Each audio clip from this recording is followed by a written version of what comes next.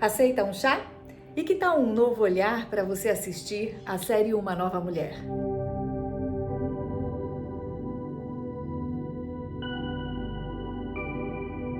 Saudações, amados!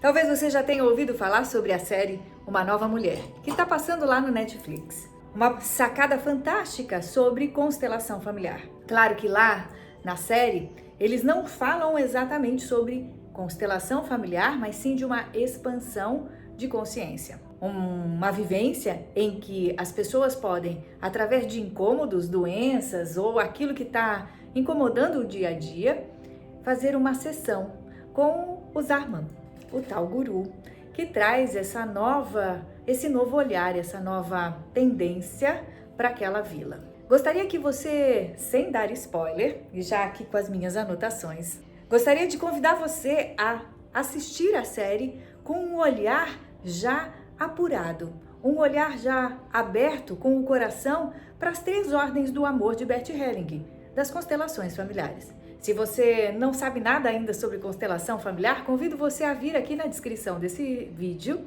e assistir alguns vídeos que eu tenho aqui no canal, que vai te ajudar a orientar sobre as leis do amor, mas que basicamente são 3: pertencimento, hierarquia e equilíbrio entre o dar e o tomar. Como assim, Ju? Se alguém está faltando lá atrás, se alguém foi excluído, a gente cria dentro de nós buracos. E esses buracos tornam emaranhados em relação ao passado e em relação às nossas relações atuais. Tudo que a gente olha, tudo que a gente vive, traz cargas de alguém que está faltando. E é claro, né? Não só a gente, mas os nossos descendentes podem olhar para aquilo que a gente não olhou. Bert Helling dizia: os filhos olham para aquilo que os pais não puderam olhar. Esta é a primeira lei. Então, por conta deste pertencer, muitas vezes também trazemos amor arcaico, amor que adoece. Por exemplo, eu repito para padrões do meu pai, da minha mãe, para que eu possa me sentir pertencente a essa família. Carrego doenças, carrego dores e padrões. Ainda com a lei do pertencimento, muitas vezes a gente exclui por não podermos ver, não podermos tocar. Por exemplo, abortos. Aquelas crianças que não puderam ser carregadas,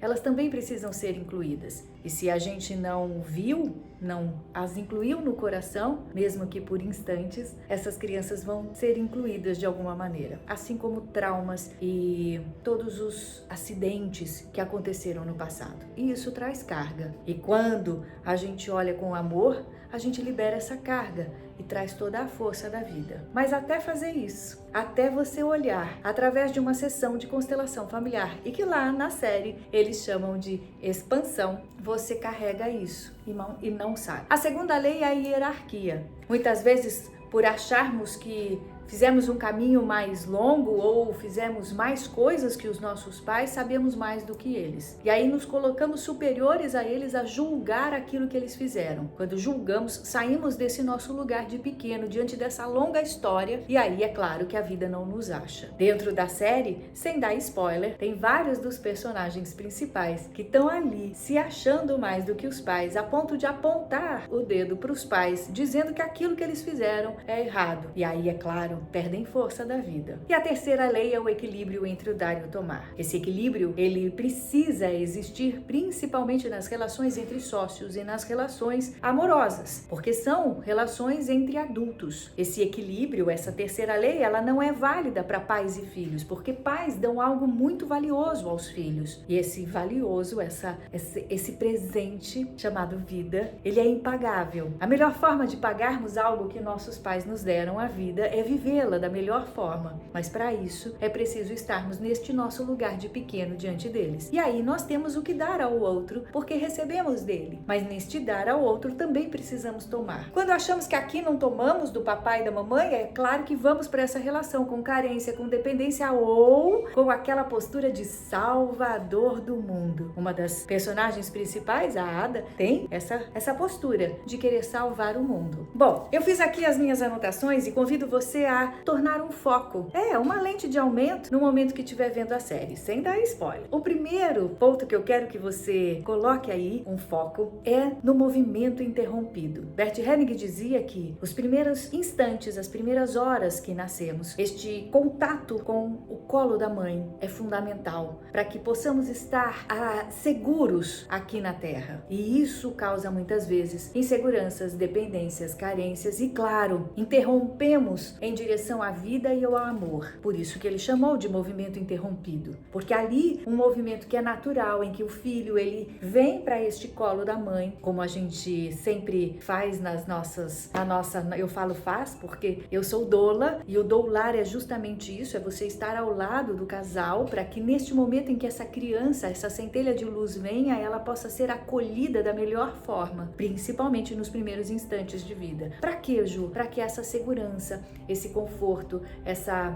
esse aterramento aqui e esse fluir da vida possa acontecer. Quando isso não é possível, que nós chamamos de movimento interrompido, geram várias consequências. Uma delas é eu me fecho para a vida, eu me fecho para os relacionamentos. Por quê? Porque minha mãe não estava ali, num momento muito importante da minha vida. Então eu tenho medo das pessoas também não estarem em momentos importantes da minha vida e eu vou me fechando para relacionamentos. Então, este movimento interrompido é bem representado no episódio 1 da temporada 2. Veja, quero que você também coloque um foco pro filho da Leila. E aí quando a gente diz, né, os filhos olham para aquilo que os pais não veem. O que é esta criança, o filho da Leila, o mais velho, ele tá querendo olhar ou ele está olhando quando ele faz xixi na cama, já grande. E aí a gente pergunta assim, né, o que é que os nossos filhos estão olhando que nós não olhamos? Cada vez que você faz uma constelação familiar, participa de uma constelação, ou representa, ou assiste, ou faz uma meditação de constelação familiar, que Bert Helling chamava de uma meditação, uma constelação interna, você permite olhar e assim você libera o seu filho, você libera a sua filha para que ela possa olhar, para que ele possa olhar realmente para a vida. O terceiro é o foco desde o começo da série, que é o câncer. Quando nós simplesmente arcamos com lugares que não são nossos, nós pegamos sofrimentos que não são nossos, nós excluímos aqueles por julgamentos, ou seja, burlamos uma ou mais de uma das 3 leis de Bert Helling, o pertencimento, a hierarquia, ou o dar e o tomar, o equilíbrio.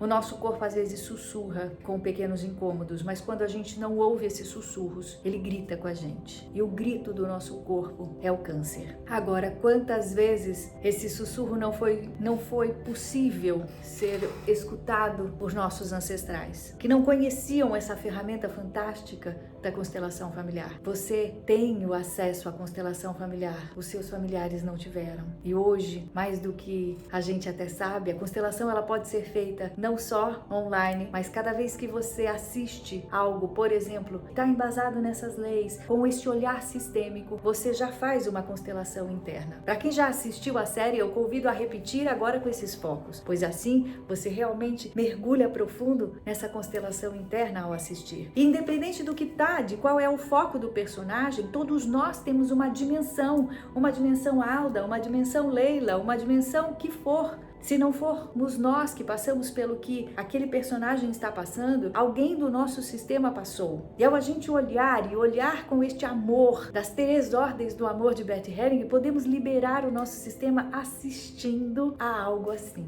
A relação de casal é bem representada, o relacionamento de casal é bem representado durante toda a série, né? No ir e vir, no desencontro e nos encontros, tanto dos antepassados dos personagens principais, quanto da personagem principal, Ada, e de todas elas, das 3. Então, quando às vezes a gente chega nessa relação de casal ainda na criança, cheio de emaranhados, cheio de enroscos aqui atrás, impedindo que possamos realmente estar disponíveis para o outro no relacionamento. E aí, é claro, se a gente não está disponível, a gente vai procurar alguém que também não esteja disponível. E é isso que acontece ali na série. E é óbvio, é isso que acontece na nossa vida atual. A relação relação pai e filho, assim como a relação mãe e filha, é muito bem representada quando a gente não honra, quando a gente ainda não se despediu do papai e da mamãe. Primeiro, honrar é dizer: eu recebo essa vida do jeito que você pôde me dar e não do jeito que a minha criança queria. Eu me despeço do papai e da mamãe para que eu possa estar no meu lugar agora de adulto. E se despedir é justamente parar de pedir por algo. E aí, quantas vezes a gente ainda pede por algo dos nossos pais? Quantas vezes a gente ainda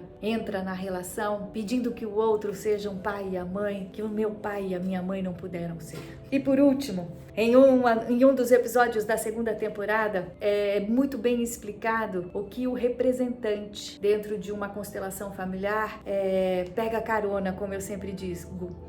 Sempre que você representa e você não está representando, você não está assistindo essa série à toa. Essa série, ela não está vindo para a humanidade num momento como esse à toa, por nada, pois nada é por acaso. Ao momento em que você se permite olhar ali, ao momento em que você se permite representar, existe uma ressonância dentro de você com aquilo que está acontecendo e que está abrindo uma nova possibilidade de cura. E aí é importante eu falar sobre essa palavra cura, porque as constelações familiares não curam e a série mostra muito bem isso, sem dar spoiler, mas que a constelação familiar, assim como o trabalho de olhar a vida, o autoconhecimento, permite que abram-se novas possibilidades para que você encontre o poder de autocura dentro de você. Todos nós temos esse poder de autocura.